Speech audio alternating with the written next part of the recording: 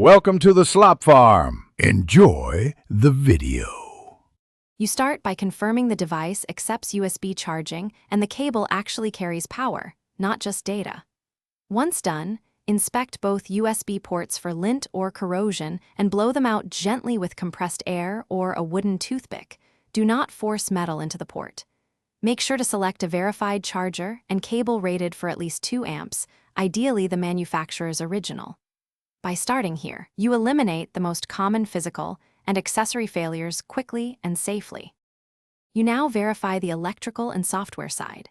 Plug the cable firmly and try alternate power sources, wall adapter, PC USB, and a power bank, because source behavior differs.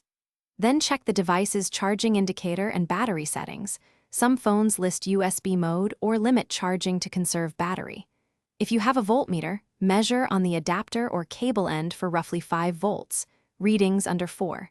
75 or over 5. 25 suggest a bad adapter.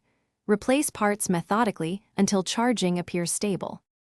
You finish by eliminating software and intermittent hardware causes. Reboot the device and reattach the cable. Many phones resume charging after a restart. If charging is intermittent, swap the cable and adapter and test another device on the same charger to isolate which component is failing. Clean the port carefully with 1 cotton swab dipped in 90% plus isopropyl alcohol and let it dry. This fixes corrosion and contact issues. If pins are bent or broken, stop and seek professional. Thanks for watching. Consider subscribing if we helped you today.